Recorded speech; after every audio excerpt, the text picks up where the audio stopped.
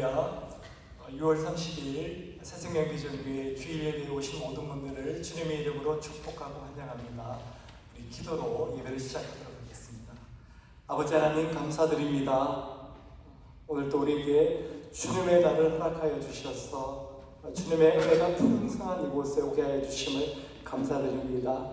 오늘도 우리가 찬양 드릴 때 우리의 가슴에 감동이 있게 하여 주시고, 우리가 말씀 들을 때 정말 그 말씀이 우리를 이끌어가는 우리의 주인 되는 말씀 되게 하여 주시고, 우리가 기도할 때 전심으로 주님을 의지해서 기도하는 하나님의 사람들 되게 하여 주시옵소서. 이 모든 말씀 예수 그리스도의 이름으로 기도드렸사옵나다. 아멘. 안녕하세요. 오늘 주일 예배 오신 여러분들 한 분 한 분 정말 진심으로 환영합니다. 네, 오늘도 서로 좌우를 바라보시면서 서로 환영해 줬으면 좋겠습니다. 참 잘하셨습니다.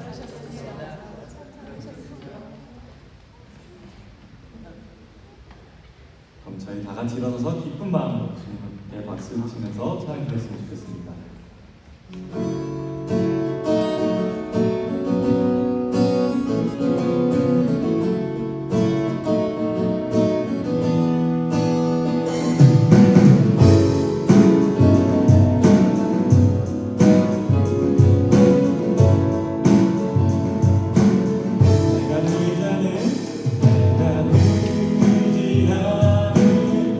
예수 나의 상처 입은 지명을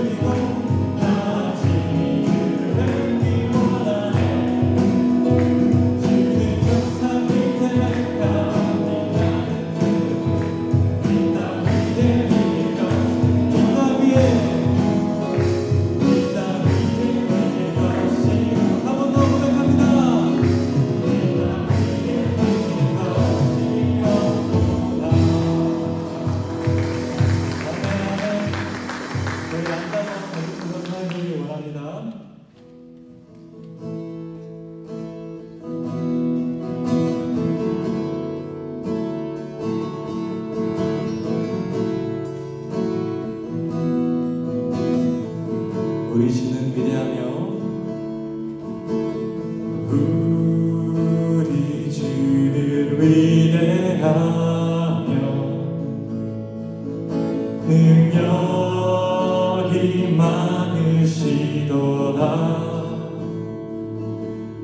그의 지혜 무궁하며 인자는 영원하도다. 상한 자를 고치시며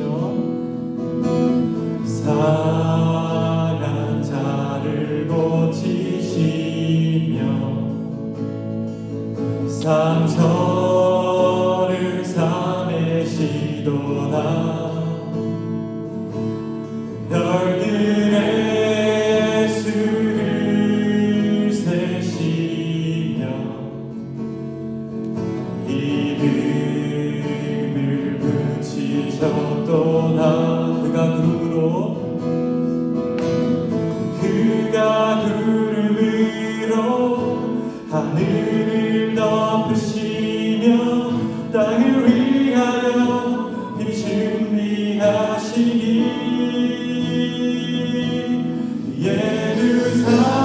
예루살렘아 여호와를 찬송할지로다. 내 하나님을 감사함으로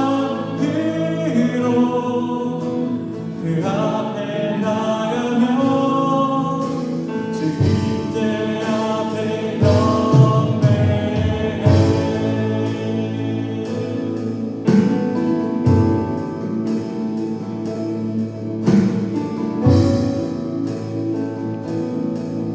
우리 주님을 위하여 우리 주는 위대하며 능력이 많으시도다. 그의 지혜 무궁하며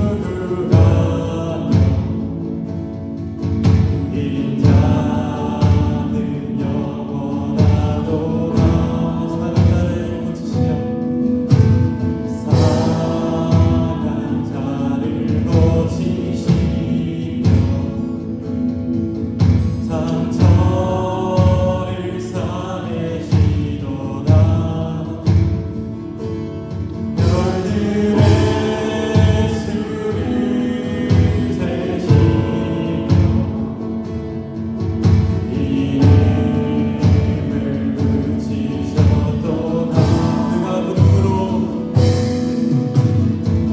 그가 구름으로 하늘을 덮으시며 땅을 위하여 길 준비하시니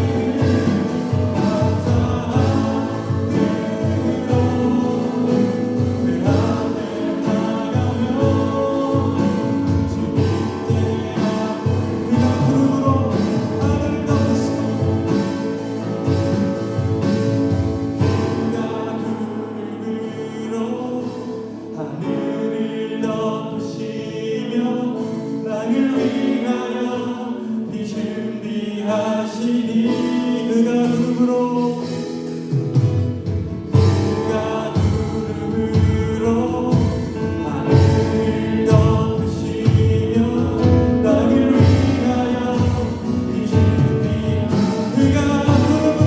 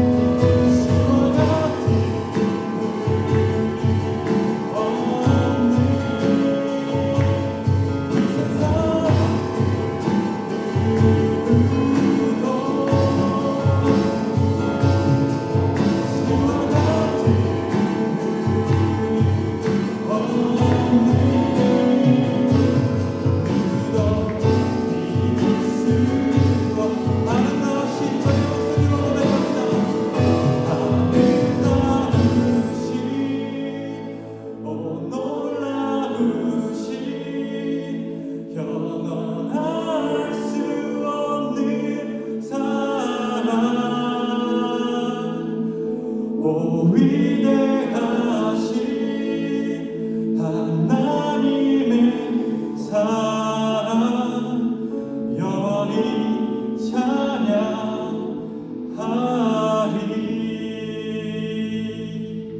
아멘. 지금 잠시 예배를 위해서, 예배를 인도하실 목사님을 위해서 잠시 기도하는 시간 가졌으면 좋겠습니다. 다 같이 기도하시겠습니다.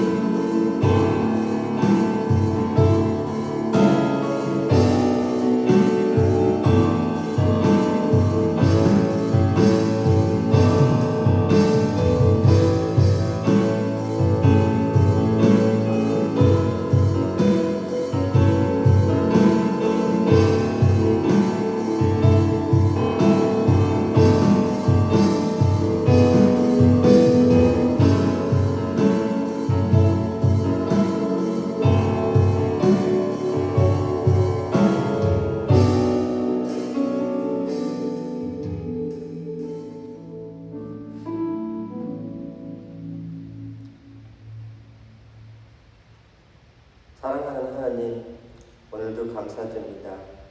오늘도 저희들이 이렇게 한 자리에 모여서 하나님한테 더 가까이 갈 수 있게 해주셔서 너무나 감사드립니다.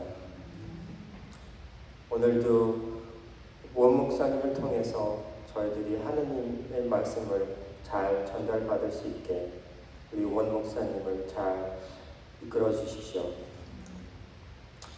하나님, 오늘도 하나님의 사랑과 말을 들으면서 저희들이 하나님을 사랑하면서 저희 이웃들을 사랑하고, 그리고 이웃들이 갖고 있는 고민과 어려움을 이해해주고, 그리고 그걸 들으면서 어떻게라도 도와주고 싶은 마음을 가질 수 있게 해주시고, 그런 행동을 통해서 저희들과 저희 이웃들이 같이 하나님한테 더 가까이 갈 수 있게 저희들을 다 인도해 주십시오.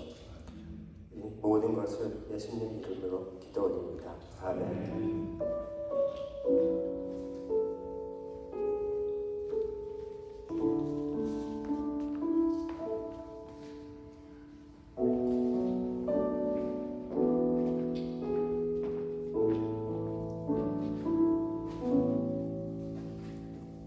할렐루야. 우리 다시 한번 옆에 계신 분들에게 정말 잘 오셨습니다. 사랑하고 축복합니다. 인사해 주시겠습니다. 정말 잘 오셨습니다. 정말 사랑하고 축복합니다. 우리 함께 교회 소식 나누는 시간입니다. 네. 오늘 오후에 저녁에는 목자 모임이 있습니다. 저녁 6시에 목자 목련되신 분들은 저희 집으로 오시면 되겠습니다. 그리고 7월 14일 주일에는 침례식이 있습니다. 우리 원준이 침례받는 날입니다. 더 침례를 원하시는 분들은 꼭 말씀해 주시기 바랍니다. 그리고 상반기 생명의 삶, 상반기가 맞나 이제 곧 7월이니까 상반기까지 오늘까지가 상반기 생명의 삶 공부가 계속되고 있습니다. 이렇게 기도해 주시기를 바랍니다. 오늘 성경 통독은 시편 150편까지 그리고 잠언 7장까지입니다. 우리 함께 일어나셔서 찬양 올려드리고 오늘 우리 교회에 주신 말씀 함께 공독하도록 하겠습니다.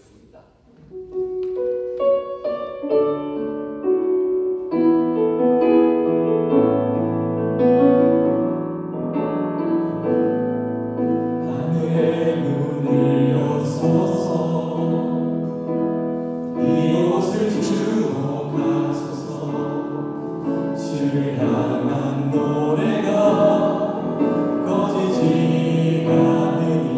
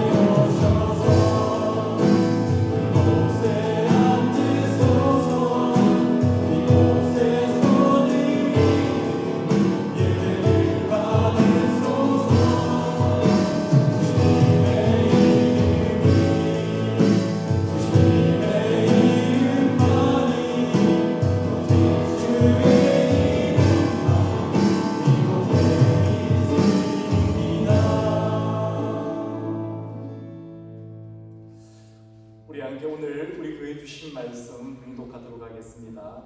사도행전 11장 19절로부터 26절 말씀입니다. 사도행전 11장 19절로부터 21절 말씀입니다.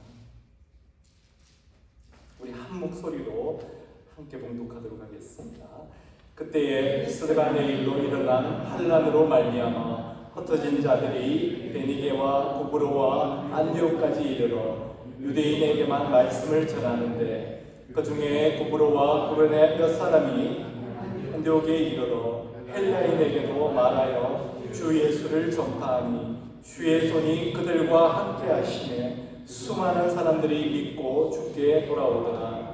예루살렘 교회가 이 사람들의 소문을 듣고 바나바를 안디옥까지 보내니 그가 이르러 하나님의 은혜를 보고 기뻐하여 모든 사람에게 굳건한 마음으로 주와 함께 머물러 있으라 권하니 바나바는 착한 사람이요 성령과 믿음이 충만한 사람이라. 이에 큰 무리가 주께 더하여 지더라. 바나바가 사울을 찾으러 다소에 가서 만나매 안디옥에 데리고 와서 둘이 교회에 1년간 모여 있어 큰 무리를 가르쳤고 제자들이 안디옥에서 비로소 그리스도인이라 일컬음을 받게 되었더라. 아멘. 앉으시겠습니다. 아버지 하나님, 감사드립니다. 정말 저희들이 무엇이 간데 이렇게 불러주시고 저희들의 삶을 온전히 살펴주시고 저희들이 무엇을 해야 될지 어디로 가야 될지를 깨닫게 해주시니 감사드립니다. 오늘 또 예배 가운데 임하셔서 저희들의 심령을 온전히 주관하여 주셔서 저희들의 인생이 저희들의 삶이 온통 주님께 붙잡힌 바 되는 복된 인생 될 수 있도록 인도하여 주시옵소서. 오늘도 이렇게 부족한 종이 하나님의 말씀을 전합니다. 이 부족한 종을 붙들어 주시고 이 부족한 종의 모든 것을 사용하여 주셔서 정말 이 말씀이 하나님의 말씀 될 수 있도록 정말 우리의 생명의 양식이 될 수 있도록 주님 인도하여 주시옵소서. 이 모든 말씀 살아계신 예수 그리스도 이름으로 기도드렸사옵니다. 아멘.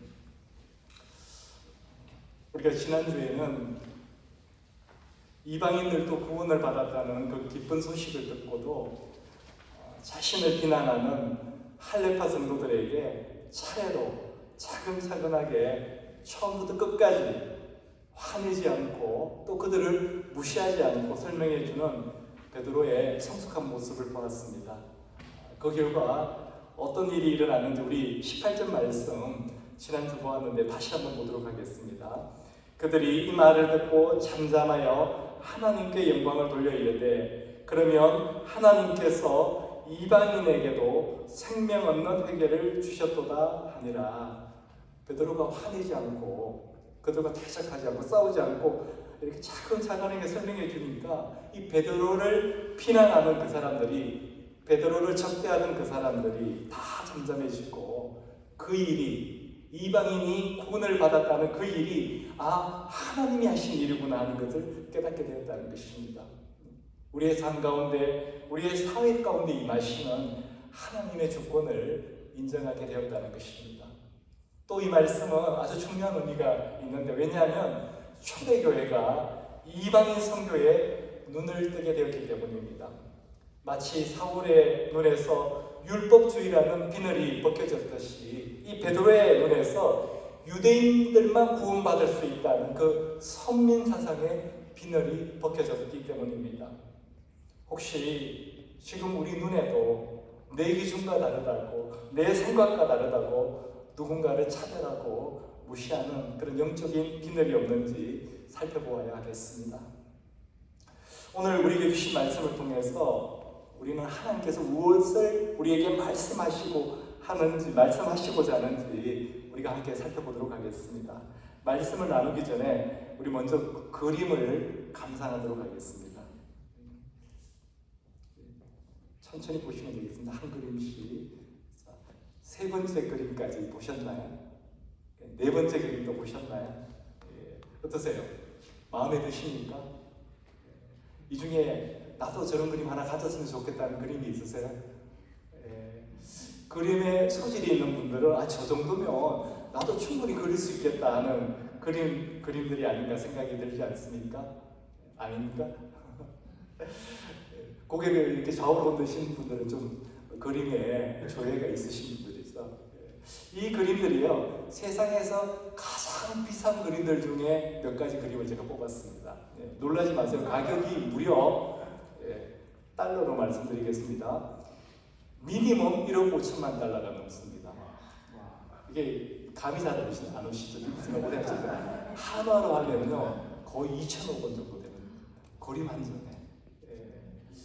특히 만화 같은 그림 보셨죠? 만화 같은 그림. 이 그림이 제목이 마스터피스, 뭐 대작, 글작품 이런 뜻인데요. 이 작품이 2017년도에 무려 1억 6,500만 달러에 팔렸다고 합니다. 2천억 원이 넘어요. 지금 환율로 따지면. 저 그림 아니다. 저거 여러분 그림 잘 그릴 수 있는 그림 아닙니까? 마지막에 본 그림 나오나요? 이 그림이 한국 분이 그리신 거예요. 이중섭 화가의 천도복숭아. 우리 박석현 의원님 알고 계시네요. 천도복숭아라는 그림인데 이 천도복숭아라는 그림에는 사연이 있습니다. 이중섭 화가가 친구가 있었는데 시인 구상이었습니다. 이 구상이 폐렴에 걸려서 병원에 입원했을 때 병문안을 가고 싶은데 친구가 좋아하는 복숭아 사갈 돈이 없는 거예요. 그래서 이중섭 화가가 어떻게 했냐면요, 자기 담배를 꺼내서 담배를 싸고 있는 그 은박지를 벗겨서 거기다 그린 그림이에요. 여러분 스크린에 보니까 굉장히 큰 그림 같죠? 손바닥만한 그림입니다. 손바닥만한 그림. 근데 이 그림의 가치가 한 10년 전인데도 얼마인지 아십니까? 무려 5억 원이 넘습니다. 손바닥만한. 제가 지금 무엇을 말씀드리려고 하느냐면요, 2천억 원이나 되는 이 그림들의 재료, 5억 원이나 되는 이 그림의 재료가 우리 집에 하나씩 걸려있는 그림의 재료와 별반 다르지 않다는 것입니다. 똑같은 물감이에요. 똑같은 종이입니다. 근데 누구 손에 그려지느냐에 따라 그 가치가 다르다는 겁니다. 심지어 그냥 쓰레기통에 버려지는 담배 은박지를 할지라도 누구 손에 그려지느냐에 따라서 엄청난 가치가 있음을 우리가 보고 있다는 것입니다.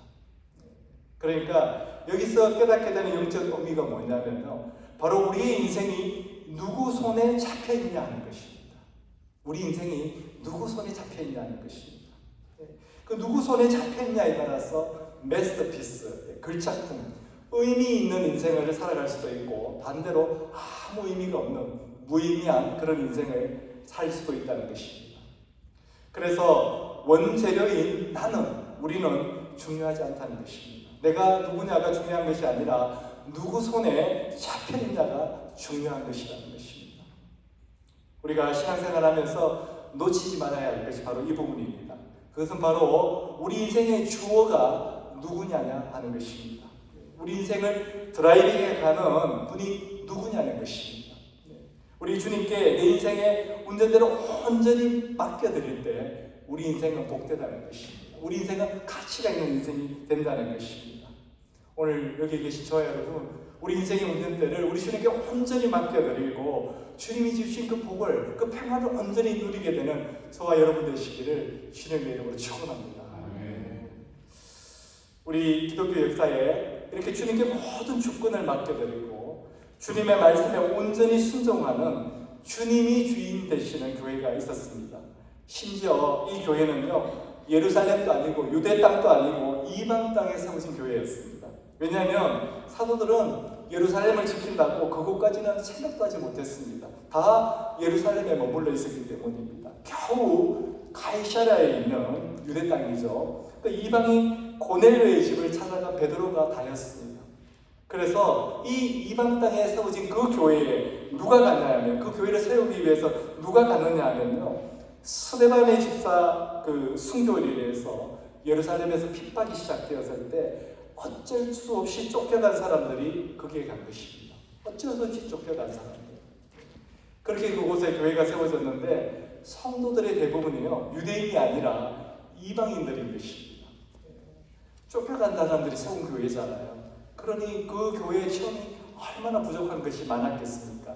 그러니 예루살렘 교회에서 봤을 때는 얼마나 볼품이 없었겠습니까? 얼마나 무시를 했겠습니까? 그런데 기독교 역사를 통틀어서 가장 교회다운 교회, 영혼구원이라는 교회의 본질을 가장 잘 행했던, 감당했던 교회가 어떤 교회냐고 물으면요, 누구도 예루살렘 교회라고 하지 않고 바로 오늘 본문이 말하는 안디옥 교회라고 이야기합니다.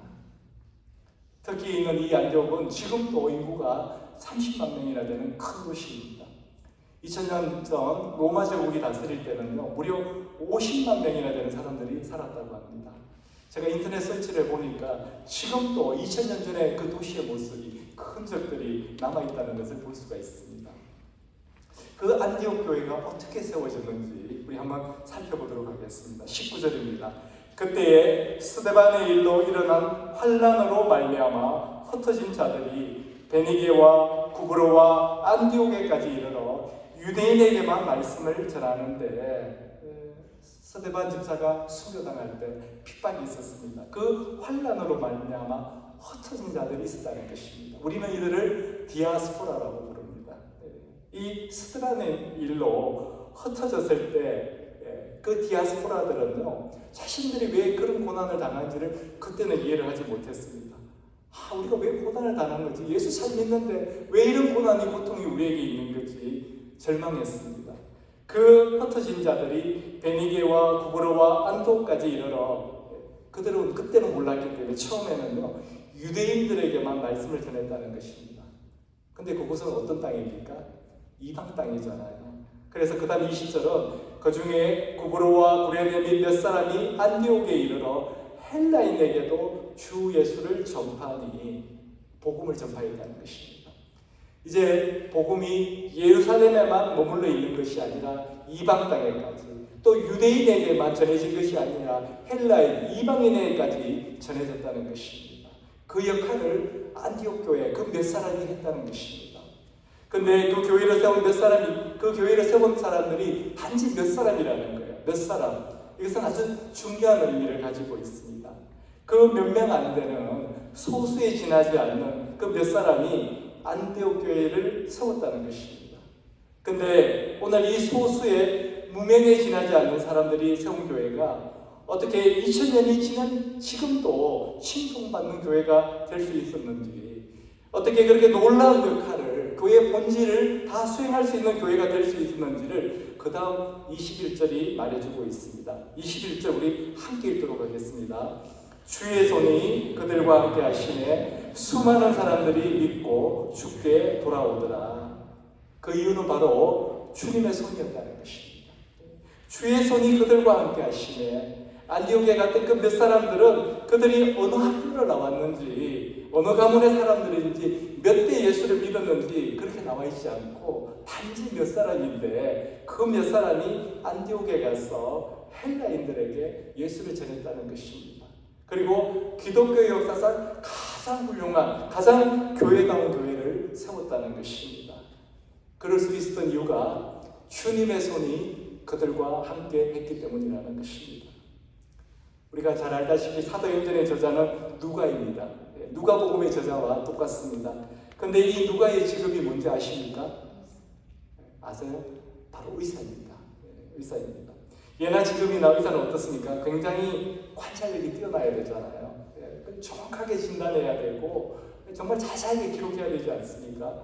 실제로 누가복음을 보면 다른 복음서랑 다릅니다. 다른 복음서에는 그냥 그가 일어났다 이렇게 표현이 되어 있는데요. 누가복음에 보면요, 발목에 힘을 얻고 힘줄에 힘을 얻어서 일어났다 이렇게 기록이 되어 있습니다. 아주 구체적이지 않습니까? 특히 이 누가는 지명이나 사람들 이름을 빠뜨리지 않고 하나하나 다 기록하고 있습니다. 그래서 우리도 지금 사도행전을 보면서 알 수 있지만 엄청난 지명들과 사람 이름들이 많이 나오지 않습니까? 왜냐하면 누가는 또한 역사가이기도 했기 때문입니다. 그래서 그것을 다 기록했던 거예요. 어디에 어떤 사람들이 있는지 다 알고 있었던 것입니다. 그래서 누가는 이 안디옥 교회를 세운 그 몇 사람이 누군지를 분명히 알고 있었을 것입니다.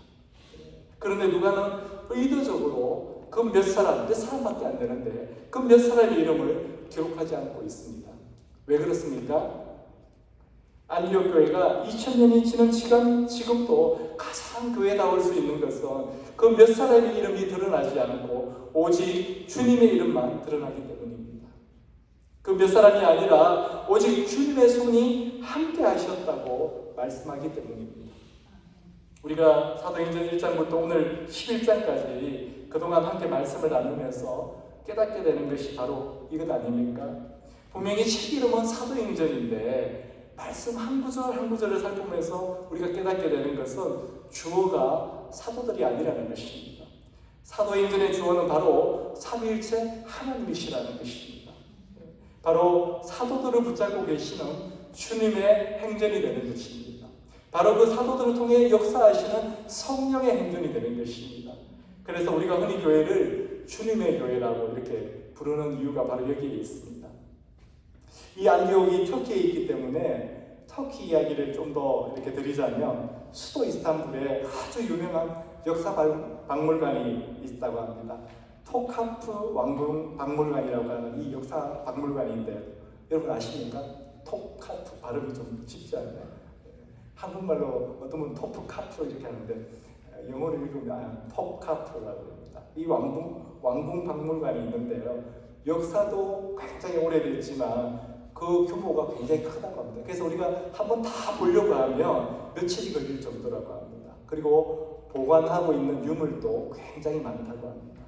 근데 그 보관하고 있는 유물 중에는 우리가 정말 믿기 힘든 유물들이 있는데요. 대표적으로 다윗의 칼, 침례 요한의 뼈 이런 것들이 있다고 합니다.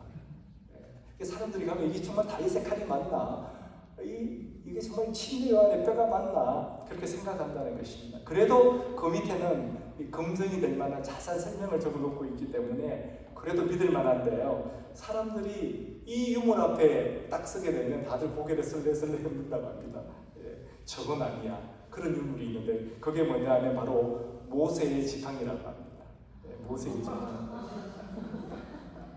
보이십니까? 이걸 보고 오신 분들 이야기가요. 길이가 1.2m밖에 안 된다고 합니다. 그리고 그 굵기도 요만한 대나무 굵기밖에 안 된다고 합니다. 그러니 사람들이 고개를 슬슬 흔드는 거죠. 저건 아니라는 것입니다. 그 앞에서 가장 기분 나빠하는 사람들이 다 우리 크리스찬들이라고 합니다. 우리가 알고 있는 모세의 지팡이는 이런 거잖아요. 제가 다른 데도 몰라서 우리 10개라는 영화에 나오는 포스를 띄웠는데요. 저 정도는 돼야지 우리가 믿을 수 있잖아요. 그렇지 않습니까? 우리는 출애굽기를 읽으면서 당연히 저 정도의 지팡이를 생각하게 됩니다. 저 정도는 돼야 홍해도 갈라지고 저 정도는 돼야 반석 쳤을 때 물이 나온다는 것입니다. 그래서 이게 모세의 지팡이라고 하니까 사람들이 다 실망을 감추지 못한다는 것입니다. 정말 저건 아닐 거야 이렇게 생각을 한다는 거죠. 근데 여러분 그거 아십니까? 미디안 광야에는요 저렇게 큰 막대기는 없다는 것입니다. 모세가 하나님이 부르시기 전에 미디안 광야에서 장인 이드로의 양을 쳤지 않습니까? 근데 그곳에는 그런 지팡이가 나올 수 있는 광야가 아니라는 것입니다. 실제로 지금도요 중동에 사는 그 양치기들의 그 지팡이를 보면 저 토포카 박물관에 있는 저 모세의 지팡이와 아주 흡사하다고 합니다. 그렇다면 그 볼품없는 지팡이를 들고 있는 모세를 한번 상상해 보시기 바랍니다. 만약 그의 손에 영화에서 보는 우리가 상상했던 것이 아니라 그 볼품없는 막대기를 앞으로 내밀었을 때 놀랍게도 20마일이나 되는 홍해가 갈라지고 그 볼품없는 그 지팡이로 반석을 쳤을 때 창정만 60만 명, 미니멈 200만 명이 넘는 사람들이 먹고도 남는 물이 나왔다면 과연 우리가 주목해야 하는 것이 그 지팡이냐 아니면 그 지팡이를 잡고 있는 하나님의 손이냐 하는 것입니다. 그래서 모세의 지팡이를 성경은 분명히 하나님의 지팡이라고 말씀하고 있습니다. 출애굽기 4장 20절입니다. 모세가 그의 아내와 아들들을 나귀에 태우고 애굽으로 돌아가는데 모세가 난 못합니다. 난 연약합니다. 난 부족합니다. 못해요 하나님 이러다가 결국 하나님의 일을 하겠다고 결단하고 애굽에 있는 자기들 백성을 구원하기 위해서 이제 애굽으로 돌아가게 됩니다. 이때 모세가 하나님의 지팡이를 손에 잡았더라. 그의 손에 잡힌 것은 더 이상 모세의 지팡이가 아니라는 것입니다. 하나님의 지팡이라는 것입니다. 우리도 모세와 같이 모세가 이렇게 하나님의 지팡이라고, 그가 성책에서 하나님의 지팡이, 이건 내 지팡이야가 아니야라고 이렇게 말씀하고 있다는 것은요, 우리 때문에 그렇습니다. 우리도 신앙생활을 하게 되면 초심을 잊어버릴 때가 있지 않습니까? 하나님의 은혜를 망각할 때가 있다는 거예요. 모세가 이 말씀을 의도적으로 하고 있는 이유는 어느 순간에 그 볼품없는 지팡이를 잡고 계시는 하나님의 손을 잊어버리고 자기 손을 본다는 것입니다. 그 순간 그 지팡이는 하나님의 지팡이가 아니고 다시 모세의 지팡이가 된다는 것입니다. 그것이 크냐 작냐, 기냐 잘라가 중요한 것이 아니라 그것이 누구의 손에 잡혀 있느냐가 중요하다는 것입니다. 그것은 분명히 하나님의 지팡이이기 때문에 그렇습니다. 그 지팡이를 잡고 있는 분이 하나님이시라는 것입니다. 그 지팡이의 주인 되시는 분이 바로 우리 하나님이시라는 것입니다. 우리가 우리 자녀를 붙잡고 있는 것 같지만 그것이 아니라는 거예요. 우리가 우리 인생을 붙잡고 있는 것 같지만 그것이 아니라는 것입니다. 우리가 다 착각하고 있다는 것입니다. 우리는 내가 대단해서 여기까지 온 줄 알고 있지만, 그래서 어떻습니까? 늘 내가 이렇게 이야기하지 않습니까? 내 인생의 주어가 내가라고 이야기하고 있습니다. 여러분 혹시 내가 하는 그 일 때문에 그 주어가 헷갈리지 않으십니까? 여러분 혹시 내가 사는 집 때문에 그 주어가 헷갈리지 않으십니까? 혹시 내가 졸업한 그 학교 때문에 우리 인생의 주어가 헷갈리지는 않으십니까? 혹시 내가 가지고 있는 이 재물 때문에 내 인생의 주어가 헷갈리지는 않으십니까? 주어 찾기가 이 땅에서의 남은 우리 삶을 결정하게 된다는 것입니다. 이제부터 우리 입에서 주어가 바뀌어야 합니다. 저와 여러분의 가정이 우리 주님께서 주인 되시는 주님의 가정이 되기를 축원합니다. 우리 교회가 우리 주님께서 주인 되시는 주님의 교회가 되기를 간절히 기도해야 한다는 것입니다. 여러분의 일터가 우리 주님이 주인 되시는 주님의 기업이 되기를 축원합니다.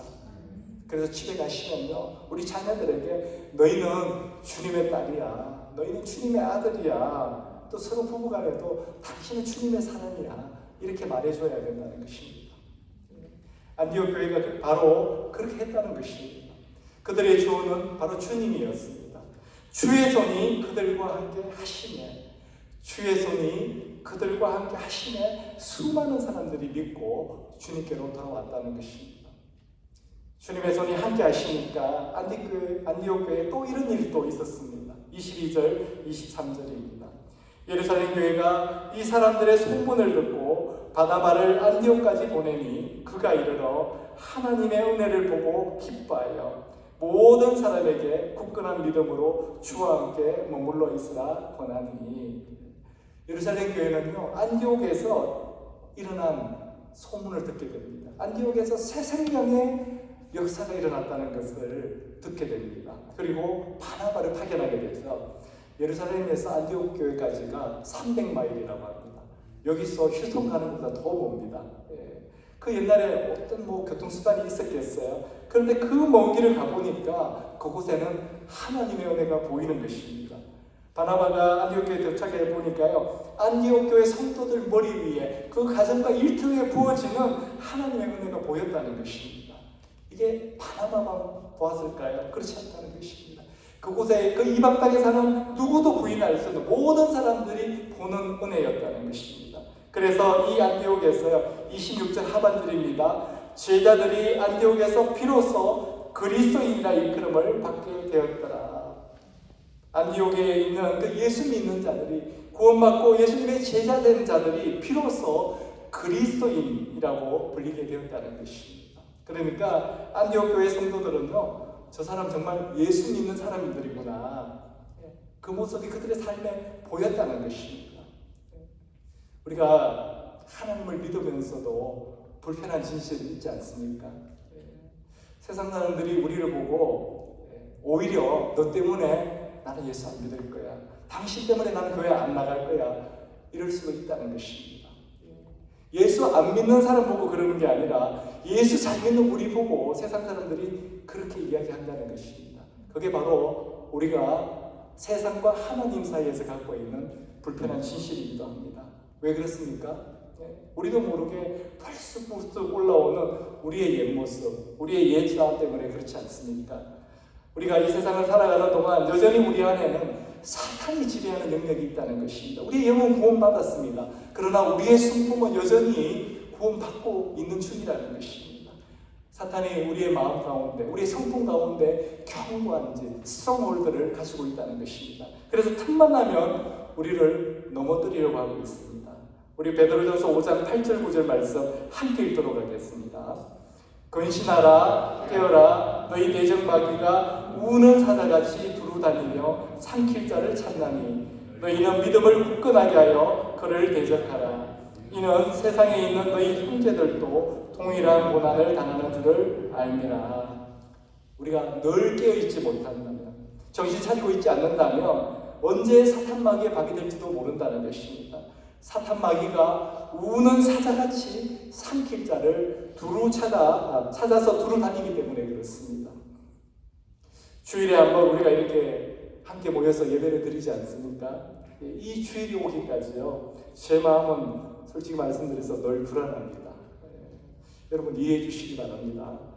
여러분을 못 믿어서가 아니라 그 우는 사자 때문에 그렇습니다. 우리 새생명비전교회 성도들 중에 누구도 우는 사자의 밥이 되어서는 안 되기 때문에 그렇습니다. 그래서 저는 늘 기도합니다. 제가 무슨 힘이 있겠습니까? 여러분 한 분 한 분을 우리 주님께 맡겨드릴 수밖에 없다는 것입니다. 그래서 주일 예배 안 보이시면 사자한테 잡혀먹지는 않았나 이런 생각이 드는 겁니다. 근데 안디옥 교회 성도들의 믿음은 어땠을까요? 달랐을까요? 아니요, 우리하고 똑같았습니다. 지금 저와 여러분과 똑같았다는 것입니다. 영적 전쟁이 없는 신앙생활이 어디 있겠습니까? 그래서 본문 23절을 다시 보면요, 바나바가 그들에게 임한 하나님의 은혜를 보고 기뻐한 다음에 바로 이렇게 이야기합니다. 굳건한 마음으로 주와 함께 머물러 있으라. 이렇게 권면합니다. 굳건한 마음으로 주와 함께 머물러 있으라. 이 말의 뜻이 무엇입니까? 지금 죽게 붙어있지 못할 만큼 그 안디옥 교회 안에도 영적 전쟁이 있다는 것입니다. 사탄 마귀의 그 역사, 미혹의 역사가 크다는 것입니다. 마귀는 우리가 주님께 붙어있지 못하도록 계속 활동을 합니다. 그래서 바나바는 굳건한 마음으로 주님께 붙어있어라 이렇게 이야기하는 것입니다. 그래서 베드로는, 근데 앞에서 베드로는 또 어떻게 이야기했습니까? 근신하고 깨어있으라. 너희 대적마귀가 우는 사자같이 두루다니며 삼킬 자를 찾나니 너희는 믿음을 굳건하게 하여 그를 대적하라. 사탄이 하는 짓은 2000년 전이나 지금이나 똑같습니다. 그렇다면 우리도 2000년 전에 그 믿음의 선배들이 한 것처럼 똑같이 하면 된다는 것입니다.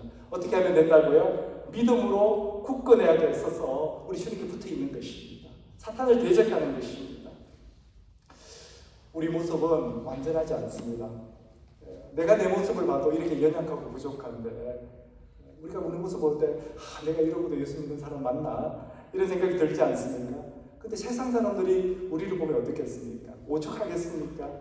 근데 그렇다 하더라도 여러분 절대로 좌절하지 마시고 우리의 믿음이 혹시 부족해 보일지 몰라도 또 내 연약함, 내 부족함이 다 드러날지 모르지만 최선을 다해서 믿음으로 살려고 한번 몸부림쳐 보는 것입니다.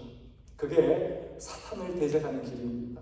그게 주님께 붙어있는 길이라는 것입니다. 바나바가 안디옥에 갔을 때 바로 그런 모습, 그리스도인 다운 모습으로 살려고 애를 쓰는 그런 모습을 그곳 성도들에게서 보았다는 것입니다.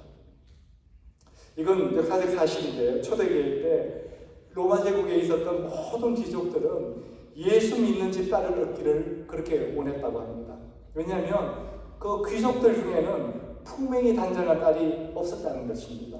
그 귀족 중에는요, 가정을 지키는 여자가 잘 없었다는 거예요. 그건 귀족들 자신들이 더 잘 알고 있었다는 겁니다. 그래서 귀족 중에서 며느리를 찾지 않고 예수 믿는 사람의 딸을 원했다는 것입니다. 이것은 그 당시 예수 믿는 사람들이 얼마나 경건한 삶을 살았는지, 얼마나 예수 그리스도를 따라가려고 애를 썼는지, 그리스도인다운 삶을 살려고 애를 썼는지를 보여주는 한 단면이라는 것입니다. 이걸 오늘 본문은 하나님의 은혜를 받다 이렇게 표현하는 것입니다. 우리의 부족한 모습 우리 하나님께서 다 덮어주셨다는 것입니다. 왜 그렇게 하셨습니까? 하나님은 우리의 아버지가 되시기 때문에 그렇습니다. 우리가 더 당신의 자녀답게 살기를 원하시기 때문에 그렇게 하셨습니다. 우리보다 우리의 연약함을 더 잘 아시기 때문에 그렇게 하셨다는 것입니다. 그래서 오늘 우리가 나눈 것 중에 다 잊어버려도 좋은데 이것 하나만은 꼭 기억하시기를 바랍니다. 비록 우리의 모습이 어떻다 할지라도 주님의 손이 우리와 함께 하신다는 것입니다. 우리 손에 있는 이 지팡이가 모세의 지팡이가 아니라 나의 지팡이가 아니라 하나님의 지팡이라는 것을 꼭 기억하시기 바랍니다. 우리 인생은 누구의 손에 잡혀 있느냐에 따라 그 가치가 달라지는 것입니다. 세상은 무시하면 담배 은박지 같은 인생이라 하더라도 주님의 손에 잡혀 있으면 그 가치가 달라진다는 것입니다. 주님의 손이 우리 인생을 마음껏 운전해 가시도록 우리 인생을 온전히 우리 주님께 내어드릴 때 가장 가치 있는 삶, 복된 삶을 살게 될 것입니다. 그런 은혜를 누리는 우리 모두가 되기를 주님의 이름으로 축원합니다. 기도하겠습니다. 아버지 하나님 감사드립니다. 오늘도 주님의 말씀을 따라서 주님께서 오늘 우리에게 주시고자 하는 그 말씀을 전하게 하여 주시면 감사드립니다. 오늘 이 말씀 받고 정말 그리스도인다운 삶을 살아가려고 몸부림치는 애를 쓰는 저희들이 될 수 있도록 은혜 베풀어 주시옵소서. 예수님의 이름으로 기도드렸사옵니다. 아멘. 우리 함께 오늘 말씀 생각하면서 이 찬양 우리 올려드리도록 하겠습니다.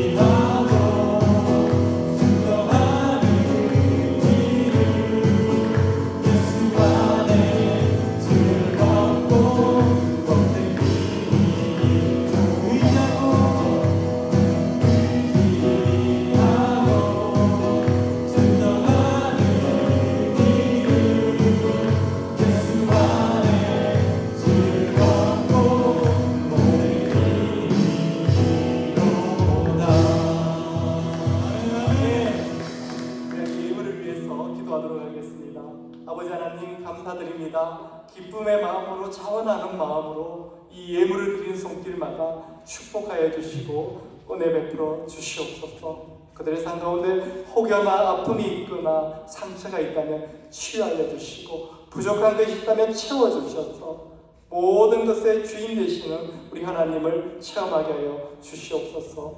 예수님의 이름으로 기도드렸사옵니다. 아멘. 우리 함께 일어나셔서 서로에게 사랑의 마음으로 권면해드리고 우리 회송 부르고 축도로 예배 마치도록 하겠습니다. 우리 데살로니가전서 5장 13절에서 18절 말씀입니다. 우리 함께 권면하도록 하겠습니다. 여러분은 서로 화목하게 지내십시오. 형제자매 여러분은 여러분에게 권면합니다. 무질서하게 사는 사람을 훈계하고 마음이 약한 사람을 격려하고 힘이 없는 사람을 도와주고 모든 사람에게 오래 참으십시오. 아무도 악으로 악을 갚지 말고 도리어 서로에게 모든 사람에게 항상 좋은 일을 하려고 애쓰십시오. 항상 기뻐하십시오. 끊임없이 기도하십시오. 모든 일에 감사하십시오. 이것이 그리스도 안에서 여러분에게 바라시는 하나님의 뜻입니다. 아멘.